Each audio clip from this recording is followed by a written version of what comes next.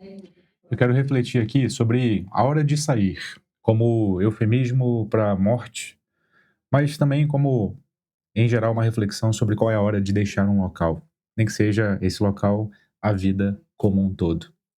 Meu nome é Vitor Lima, eu sou seu professor de filosofia de hoje e de sempre, e isto aqui não é filosofia.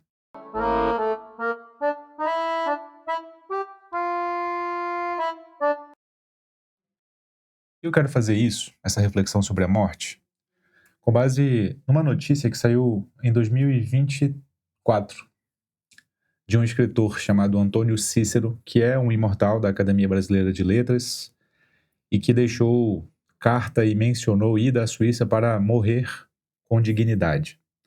Ele era um poeta, ele era um escritor, ele morreu no ano passado, né, aos 79 anos, de eutanásia. Vamos tentar entender, para refletir sobre a morte, sobre suicídio, sobre a hora de sair, com base no caso do Antônio Cícero, que eu acho que dá uma boa reflexão filosófica e de vida como um todo, não só a filosofia no sentido abstrato. Então vem aqui comigo.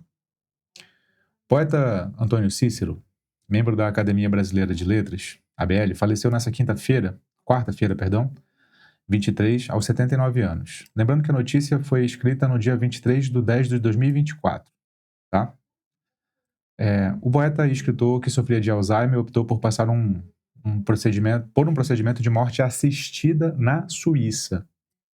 O autor deixou uma carta de despedida em que explica sua decisão, divulgada por seu companheiro, o figurinista Marcelo Pies. O casal se encontrava em Zurique, na Suíça, para realizar o procedimento. De acordo com Pies, Cícero já vinha planejando a morte assistida há algum tempo, com o apoio da Associação Dignitas, entidade suíça que oferece suicídio assistido a pessoas com doenças terminais ou graves. Ele fez questão de manter seus planos em segredo e manifestou o desejo de ser cremado, afirmou Pies. Na carta, e essa carta é interessante que a gente vai ler aqui junto, que deixou, leia a íntegra abaixo, Cícero diz que já não se lembrava mais de eventos do passado remoto e até mesmo de coisas recentes. Ele também afirmou que escolheu a eutanásia para morrer com dignidade. Morte assistida ou eutanásia? Olha só. A morte assistida ou suicídio assistido é um procedimento que leva ao fim da vida de um paciente, geralmente com problemas graves de saúde ou doenças terminais, né? Mas que ainda seja capaz de tomar decisões sobre seus cuidados e tratamentos. Nele, uma equipe médica fornece medicamentos para o procedimento, mas é o próprio paciente que administra a dose fatal. Geralmente o suicídio assistido é confundido com a eutanásia, mas tratam-se de procedimentos diferentes. Trata-se, né? Na eutanásia, é a equipe médica que administra a dose fatal no paciente, resultando sua morte. Na Suíça, o suicídio assistido é permitido por lei, desde que não seja praticado por motivações egoístas. Já a eutanásia não é reconhecida pela Suíça e, portanto, permanece legal. Então, aqui ele está enquadrando como morte ou suicídio assistido, certo? Vamos lá, e eu já volto para refletir sobre isso com base no livro Ética Prática, do Peter Singer, esse filósofo contemporâneo, se eu não me engano, nasceu na Austrália, australiana. Mas vamos ler a carta do Cícero. Queridos amigos, encontro-me na Suíça, prestes a praticar a eutanásia. O que ocorre é que minha vida se tornou insuportável. Estou sofrendo de Alzheimer. Assim não me lembro sequer de algumas coisas que ocorreram não apenas no passado remoto, mas mesmo de coisas que ocorreram ontem. Exceto os amigos mais íntimos como vocês, não mais conheço muitas pessoas que encontro na rua e com as quais já convivi. Não consigo mais escrever bons poemas, nem bons ensaios de filosofia. Não consigo me concentrar nem mesmo para ler, que era a coisa de que eu mais gostava no mundo.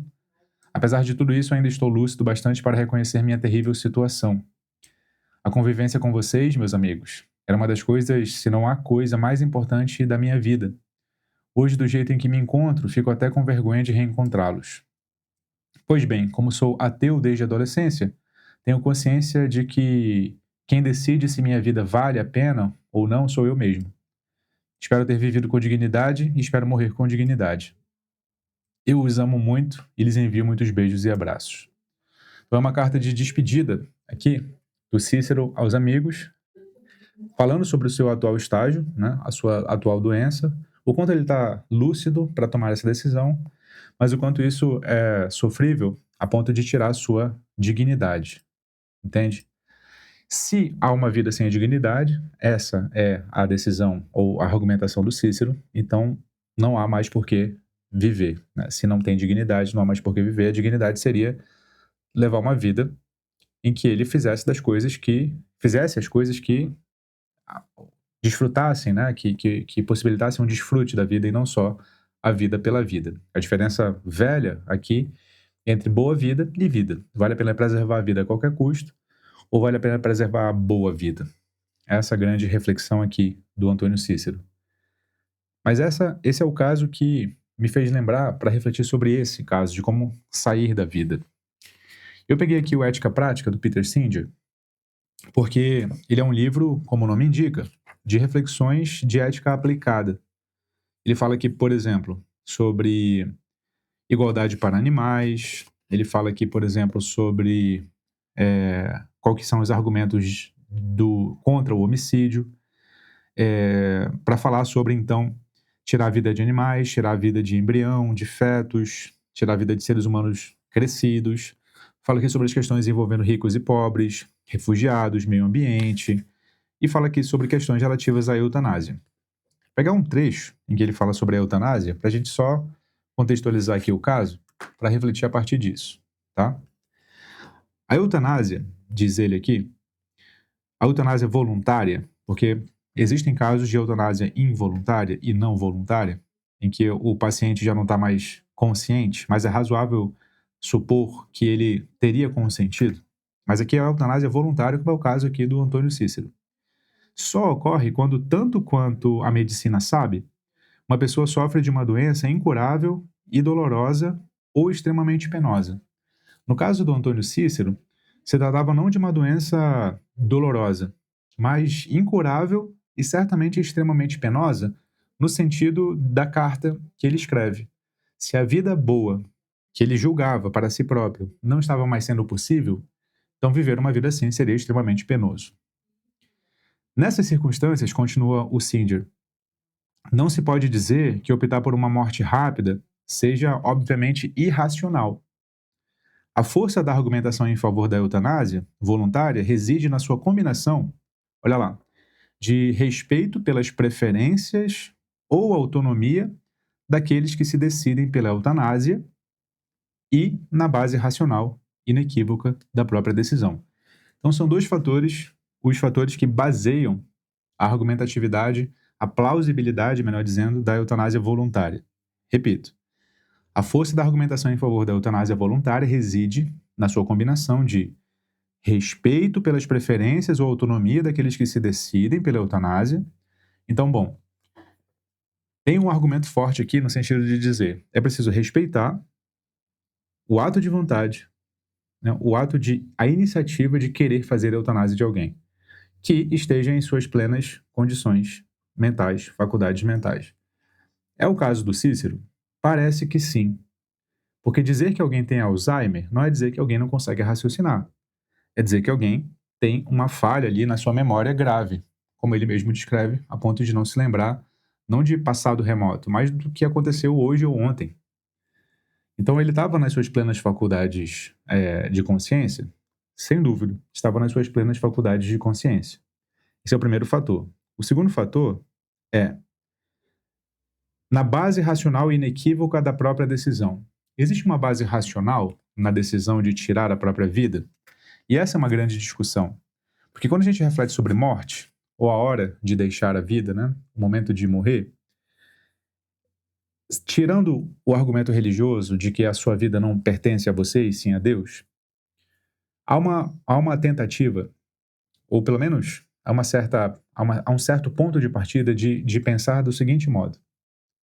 Se é inevitável que eu morra, não que eu vá tirar a vida para não enfrentar nenhum problema, não que eu vá tirar a vida diante do primeiro obstáculo, não que eu vá tirar a vida para machucar alguém, uma espécie de chantagem emocional.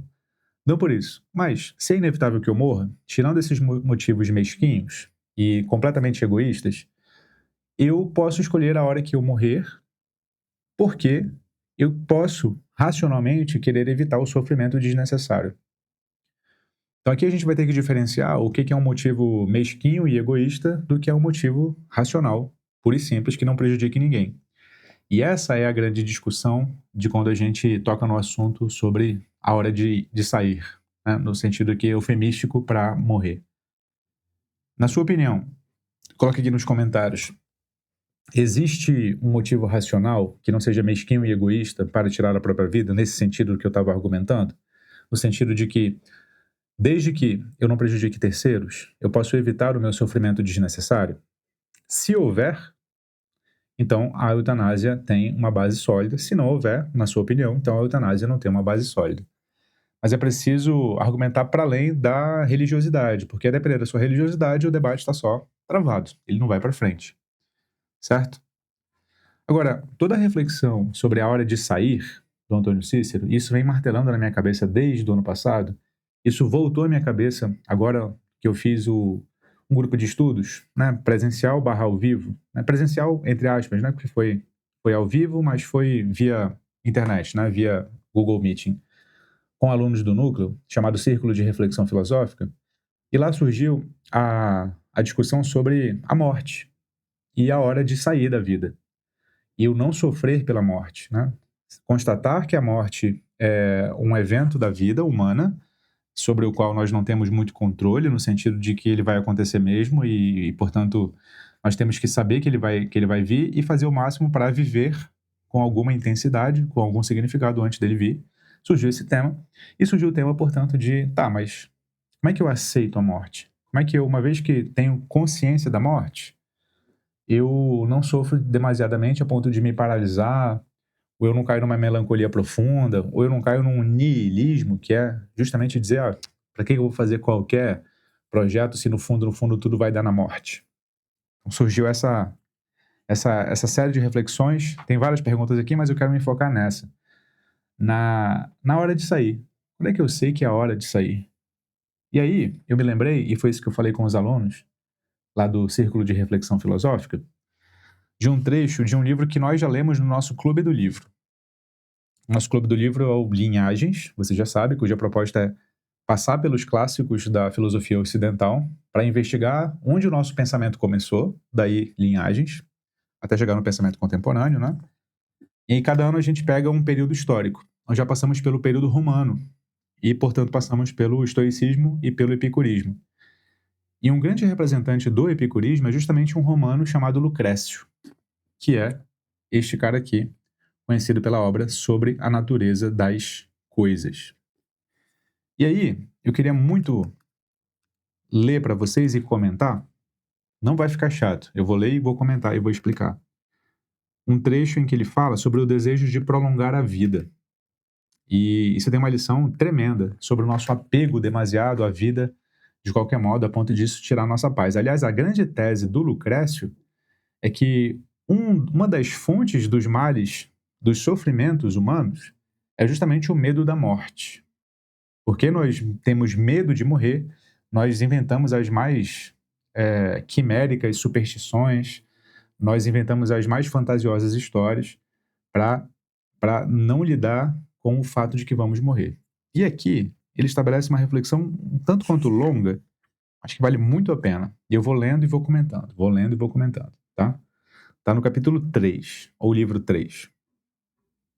Ele diz assim: se de repente a natureza das coisas lançasse sua voz e ela mesma a qualquer um de nós censurasse, a natureza das coisas é a natureza, né? Se de repente a natureza falasse com a gente e nos censurasse, diz ela, entre aspas, mortal, por que sofres tanto com a morte e indulges tanto em lamentos e lutos? Por que tanta lágrima e grito?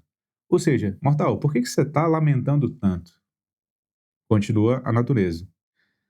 Porque se a vida que levaste te foi agradável, se as alegrias não se te escaparam, tal como num vaso cheio de furos, e pereceram não aproveitadas, como um conviva feliz, satisfeito, por que não te vais da vida e tranquilo abraças a calma segura, seu idiota? Idiota, Vitor? Sim, idiota. ela fala idiota, que é a tradução do latim stulto, que é idiota. Mas eu vou repetir isso aqui, porque é uma censura da natureza pra gente. E a metáfora que ela faz é interessantíssima. Vou repetir. Porque se a vida que levaste te foi agradável, se as alegrias não se te escaparam tal como num vaso cheio de furos e pereceram não aproveitadas, como um convidado feliz, satisfeito, por que não te vais da vida e tranquilo abraças a calma segura, seu idiota? Ou seja, se a tua vida foi boa, por que como um convidado feliz, né, de um banquete, por que você não vai embora feliz? Porque você já aproveitou o banquete. Ou seja, não ir embora é coisa de gente mal educada. Você já aproveitou da festa. Se você é aquele que teve uma boa vida e não quer ir embora, você parece o conviva que teve uma boa festa e não quer ir embora. É o chato, entende? É o chato. É uma questão de educação sair da própria vida. Mas para quem teve uma boa vida. Aí ele continua. Mas se as coisas de que desfrutaste se desperdiçaram, se há uma ofensa à vida, para que querer mais um pouco, já que tudo acaba mal e se vai e perece? Não é melhor pôres fim aos labores, às penas, à vida? Então ele estabelece uma dicotomia assim: se a tua vida foi boa, vai embora, é uma questão de educação, você já desfrutou, vai embora, assim como um convidado desfruta de um banquete e na hora de sair, vai sair. Agora, se a tua vida não foi boa, a sua vida foi ruim, então não é melhor que você saia de uma vez? Ou você quer ficar na vida ruim, entende? Ele continua: pois o que mais eu posso inventar, maquinar, que te agrade, não existe. Tudo é agora tal como foi sempre. Ou seja, não tem nenhuma novidade, a vida é essa mesma que você viveu. Você pode viver mais 1000 anos, mais 2000 anos, mais 1 milhão de anos, que você vai viver exatamente a vida que um ser humano viveria, com as mesmas dores e com as mesmas alegrias. Isso é a vida falando, a natureza falando. E aí ele continua, isso é interessante pra caramba. Se teu corpo ainda não pesa dos anos, se os membros ainda não minguam, exaustos, as coisas estão como antes, mesmo se vivesses mais tempo que todas as vidas, tudo daria no mesmo. Até mesmo se nunca morresses. Ou seja, se você está jovem o suficiente, então você vai viver exatamente como você viveu até agora. Você quer viver mais o quê? Você vai viver mais o quê? Aí fecha aspas. Que responder, senão que o processo é justo? Aí volta o Lucrécio, né? E a causa da natureza é exposta com veras, com verdade, né? E fortes palavras. Se por acaso alguém já muito mais velho deplora e miserável lamenta a morte mais que devia, não terá mais direito de censurar com voz acre? Ou seja, se quem reclamar dessa vez não for um jovem, mas for um velho, a natureza não terá muito mais direito de censurar esse velho? E aí ele bota aspas de novo, como se a natureza voltasse a falar. Leva daqui as lágrimas, seu frouxo, e deixa de queixas. Tendo fruído de todos os prazeres da vida, definhas, mas como sempre, desejas o ausente, e o presente desprezas. Desejas o ausente e o presente desprezas. É uma das censuras mais universalmente encaixáveis, né? Adequáveis a nós seres humanos. Imperfeita, gastou-te para ti a ingrata tua vida. Sem que queiras, a morte se põe ao teu lado e te afaga, antes que saias da vida feliz, satisfeito com as coisas. Vai, abandona todas as coisas alheias à idade tua e cede com ânimo calmo o lugar aos que ficam, que é a censura da natureza aos mais velhos. E volta ao Lucrécio, sem aspas. Com justiça, penso, agiria. Justas censuras. Porque a velhice sempre cede, assolada do novo sempre, e uma coisa se reconstrói a partir de uma outra. Não se desce ao profundo do Tártaro. Tártaro era aquele local da mitologia grega que representava o abismo, né? Onde os titãs estavam presos. Não se desce ao profundo do Tártaro atroz, aos infernos. Pois é preciso matéria para que os pósteros cresçam.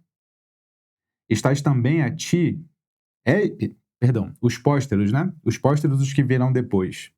Esses, os pósteros, também a ti seguirão, ao fim de suas vidas. Logo cairão, não menos que os de antes de ti já caíram. Algo nunca deixará de nascer de outra coisa. Nunca ninguém tem posse da vida, somente o usufruto. Ou seja, ele está dizendo assim, é o ciclo natural das coisas, cara. Para alguém nascer, alguém tem que morrer. Assim como para que você nascesse, alguém lá atrás teve que morrer. Algo nunca deixará de nascer de outra coisa. As coisas nascem das outras. Nunca ninguém tem posse da vida, somente o usufruto. Ou seja, a vida não é nossa. A gente usufrui da vida enquanto ela está aqui. Mas ela não é nossa. A gente não pode fazer o que quiser dela. Ela tem prazo de validade. Entende? Veja também como as eras passadas do tempo infindável diante de nós foram, diante de termos nascido. Essas também, a natureza nos mostra tal como um espelho que nos revela o tempo vindouro depois que morrermos. Mas o que tem de horrível nisso? O que de tão triste? Não é mais calmo morrer do que todo tipo de sono? Não é mais calmo morrer do que todo tipo de sono? Então essa é a grande questão. É uma série de imagens que o Lucrécio traz para que a gente se habitue à morte, não no sentido de querer precipitá-la antes do tempo, como não foi o caso do Antônio Cícero, né? O Antônio Cícero não quis precipitar a morte antes do tempo. O tempo dele chegou no sentido de que a vida digna, a vida boa já não estava mais presente, portanto ele decidiu sair. E aqui o Lucrécio não está dizendo para você se matar, ele está dizendo para você se acostumar com o fato de que vai morrer, para que você pare de ter medo disso, para que você tenha, enfim, uma boa vida. Para que você tenha, enfim, uma boa vida. E esse trecho aqui do Lucrécio, do livro 3, para quem quer exatamente o trecho, é o verso 931 até o 1024. É o trecho do livro 3 aqui da natureza das coisas. E o capítulo do Peter Singer é o capítulo em que ele fala sobre a eutanásia voluntária. É só ir no índice, que está lá. E essa reflexão é interessantíssima para refletir sobre morte, suicídio, o nosso medo do que vem depois e o modo como a gente vive a nossa vida presentemente, obviamente. Bom, espero que a reflexão tenha sido proveitosa para você. Se você quer a minha ajuda para aprofundar conhecimentos filosóficos, o link da minha escola de filosofia está aqui embaixo, para que você o conheça. As portas estão sempre abertas. O nome é Núcleo de Formação Filosófica. Eu quero que você não se esqueça jamais de que você é o que pensa. E como sempre, fique com Sócrates.